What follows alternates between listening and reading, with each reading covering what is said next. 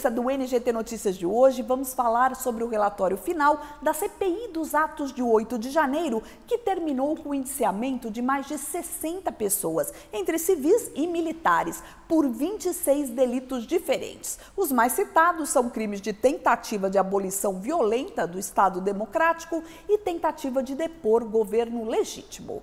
O andamento da reforma tributária no Senado e a participação do Brasil no comando do Conselho de Segurança da ONU no mês de outubro, quando se deu o início do conflito entre Israel e o grupo terrorista Hamas, também são temas da minha conversa via online com o jurista e presidente do IBEDACT, o Instituto Brasileiro de Estudos de Direito Administrativo, Financeiro e Tributário, Dr. Quioche Arada. Acompanhe como foi a entrevista. Doutor Quioche, um prazer recebê-lo aqui nesse espaço do NGT Notícias. Prazer é meu, Viviane.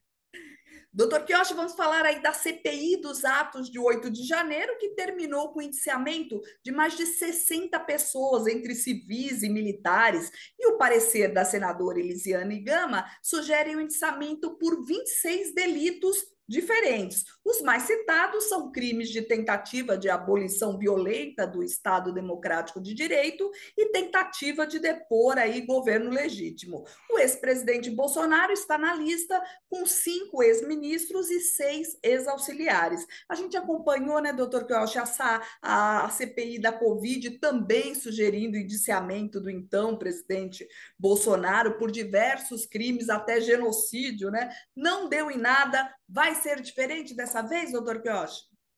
Essa CPI é algo surreal. No começo, o governo gastou bilhões para barrar a instalação da CPI, aparentemente porque não queria que a verdade surgisse à tona. Mas depois, com a divulgação daquele vídeo, com origem lá nos Estados Unidos, tornou-se irreversível a instalação da CPI mista. E o governo o que fez? Embarcou na canoa, passou a apoiar a CPI, só que emplacou tanto a presidência como a relatoria. E a oposição que requereu a instalação da CPI ficou vendo navios. O resultado, havia perguntas e respostas pré-combinadas pela relatora, não é? E só fez perguntas azedas para os membros da oposição. Agora, parte do governo, não. Só perguntas combinadas. Mas a oposição marcou passagem na história desmascarando os fatos, né, verdadeiros, elogiando aqueles que foram indiciados. Não é? Agora, parece que eles têm cara de pau, né? Como é possível o general G. Dias, que aparece na imagem, circulando livremente entre os desordeiros, um assessor dele oferecendo água para o suposto terrorista, como é que ele não foi indiciado? E foram indiciados todos os generais que estavam com Bolsonaro. Isso é muito esquisito, isso. Quer dizer, mandou um relatório completamente dissociado do conteúdo dos depoimentos que lá se verificaram. Doutor Quioche, falando agora sobre a reforma tributária que está nos tramitando no Senado, o Eduardo Braga apresentou aí a primeira versão do relatório sobre a mudança de impostos sobre o consumo, né? Até agora, a mudança feita pelos senadores incluiu profissionais liberais e mais setores aí na lista de tributação diferenciada, com algum tipo de isenção. O Senado está indo no caminho certo, doutor Quioche? Lembrando aí que, para ter validade, o texto ainda precisa passar pelo crivo do Senado e, se for alterado pelos senadores, volta para nova análise na Câmara dos Deputados. Ou seja, dá tempo para mudar. O Senado não está exatamente no caminho certo, no caminho jurídico-constitucional, porque continua quebrando o princípio federativo. O Pacto Federativo foi para o espaço. Está retirando o ICMS, que é um tributo de maior arrecadação do Estado, e o ISS, que também é um imposto de maior arrecadação do município. Logo, o artigo 18, que assegura a autonomia e independência aos estados e municípios, foi para o espaço.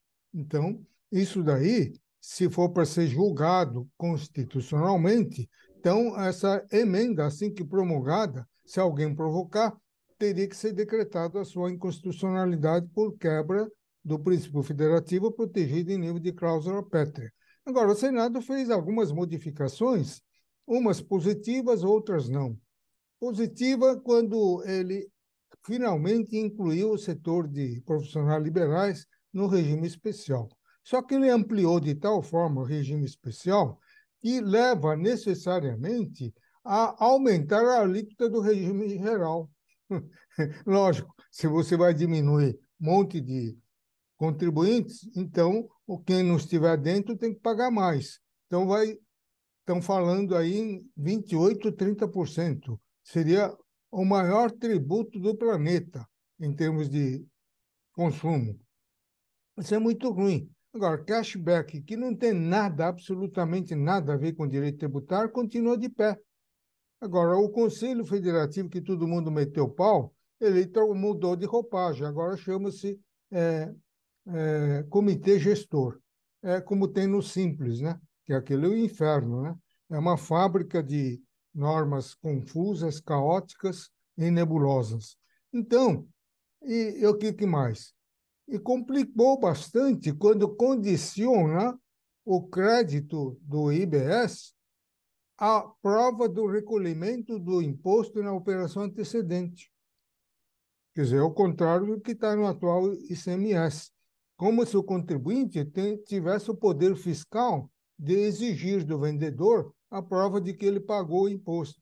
Isso vai emperrar tudo. Então, o tempo de 30 dias vai passar, ele não vai poder acreditar enquanto o vendedor não responder, não fizer a prova.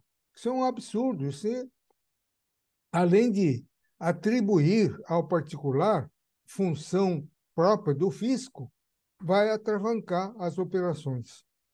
Doutor Quioche, então, além de herdar aí a maior tributação sobre consumo do planeta, o senhor prevê aí que o Brasil vai ter uma guerra aí jurídica aí com essa reforma tributária, se for aprovada do jeito que está?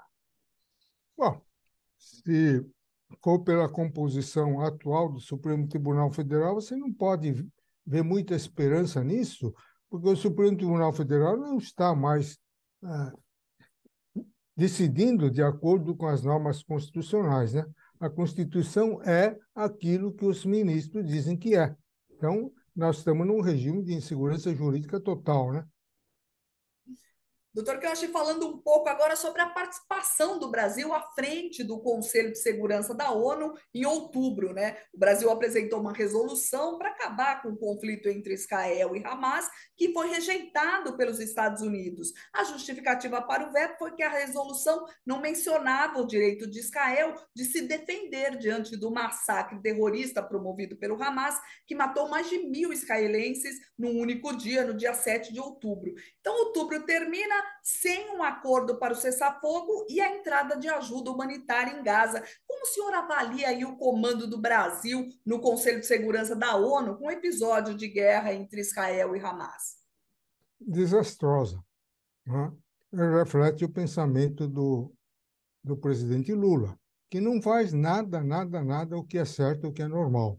Ele faz tudo ao contrário, não é? Meteu o bedelho, ficou bravo com o embargo dos Estados Unidos a Cuba por não respeitar os direitos humanos. Em vez de aplaudir, ele deu um berro, entendeu? E trouxe o Maduro, estendeu o tapete vermelho para ele visitar aqui o nosso país, quando é um criminoso procurado internacionalmente, entendeu? Ele é procurado internacionalmente, em vez de prender, não, ele estendeu o tapete vermelho. Agora baixa uma resolução que praticamente impossibilita Israel de se defender dos ataques terroristas. Porque isso daqui não é uma guerra convencional entre duas potências soberanas. É um combate travado por Israel, não contra outro Estado, mas um grupo de terroristas. Terroristas que não obedecem leis de guerra. Não tem regra, não tem acordo, não tem nada. Eles simplesmente invadem na calada da noite o domicílio de alguém, sequestram as mulheres e crianças e levam como reféns para servir de escudo humano contra ataques de Israel. Agora, se você aprova uma resolução daquilo lá, aquilo é uma resolução que fortalece o terrorismo. Então, impossibilita o Israel de revidar, de se defender do ataque, bombas que partiram a partir da faixa de Gaza. Doutor, que eu acho que é realmente muito complicado a gente falar aí de negociação de reféns, como o senhor citou, com um grupo terrorista, porque não tem aí, não, tudo indica que não terá acordo quanto ao episódio aí dos reféns. E Israel aí está monitorando todo o esquema de túneis que o Hamas teria na faixa de Gaza. Estima-se aí que são mais de 500 quilômetros de túneis embaixo É. principalmente de hospitais e de casa de residências, mesmo residências de civis, de palestinos. Fica muito complicado o combate também em guerra, né, doutor Quioche? Eu Em acho que terra, cedo ou tarde, Israel tem que partir para invasão total. Porque ele está evitando, porque ele não quer vítimas civis, entendeu? Mas à medida que os terroristas estão de posse dos civis, servindo de escudo, se você ficar pensando muito ah, nas perdas de inocentes, a guerra não vai terminar nunca. Então, a única forma de terminar essa guerra é exterminar os terroristas, não é? Isso que Israel tem que fazer, embora com muita cautela, para agora 0% de vítimas inocentes, isso é impossível, não é? Então, em toda guerra, mesmo numa guerra convencional, morre-se milhares de civis, não é? Agora, Israel tem que estar com esse drama, né? Principalmente por apelos de vários estados a favor do cessar-fogo por questões humanitárias, né? Só que cessar-fogo só dá tempo para os terroristas se reagruparem e rearmarem, né? Então, eu acho que uma medida drástica é necessária para acabar com isso daí. Esses dias até Israel mostrou, né, porque o mundo condenando aí a invasão de Israel na faixa de Gaza e dizendo que os hospitais estão ficando sem gerador, sem combustível para os geradores para fazer as cirurgias de emergência nos hospitais da faixa de Gaza. E o próprio Israel mostrou ali uma imagem aérea mostrando tanques e tanques de combustíveis que o Hamas teria, que era justamente para alimentar aí os foguetes lançados contra Israel. Então, realmente, É, combustível tem, mas é, a Hamas pensa muito mais sobre o ódio aos israelenses do que o amor aos próprios palestinos, não é mesmo, doutor Quioche? é uma guerra de informação e contra-informações para tentar sensibilizar a opinião pública. Tanto é que a ONU decretou aí o cessar-fogo. Só que a ONU, ao contrário da resolução do Conselho de Segurança Nacional, ele não tem força vinculante, de maneira que ninguém respeitou o cessar-fogo, entendeu? Mas é essa contra-informação, né? Porque, claro que eles têm combustível. Se não tivesse, ele não poderia estar promovendo Lançando esses ataques foguetes, né? terroristas. É. Doutor, que eu acho que vamos falar de guerra ainda, mas daquela que acontece aqui, né? A guerra das milícias no Rio de Janeiro, a morte de um miliciano, a gente viu, desencadeou aí uma série ônibus e trens incendiados, pessoas aterrorizadas na volta para casa, um caos. O governo federal estuda como ajudar a resolver a segurança pública no Rio de Janeiro, e assim surgiu a ideia de recriar aí o Ministério da Segurança Pública. Isso vai resolver o problema, doutor Quioche? Não. O problema do Brasil é que quer resolver tudo na base legislativa. Algo não está certo, baixa uma lei, cria um órgão. Isso não vai resolver. O que vai resolver é o combate efetivo. Agora, essa milícia surgiu desde a época do governador eh, Leonel Brizola, que fez acordo com o narcotráfico para ele se eleger governador do Rio.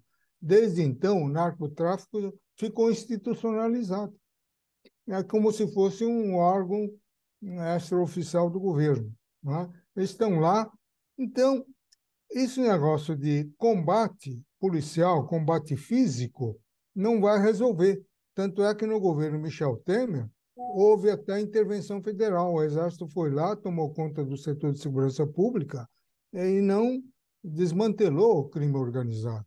Então, isso tem que ser atacado. Parece que agora os setores de inteligência da Polícia Federal percebeu isso, tem que ser atacado na fonte. Descobrir a fonte de financiamento de recursos e matar essa fonte. Porque sem recurso, a milícia morre. Entendeu? Então, de algum lugar, eles estão extraindo milhões, bilhões para movimentar, para criar uma força praticamente paralela à Força de Segurança Pública do Estado do Rio de Janeiro. Agora, criar segurança pública, Ministério da Segurança Pública, é só gastar dinheiro com mais ministro.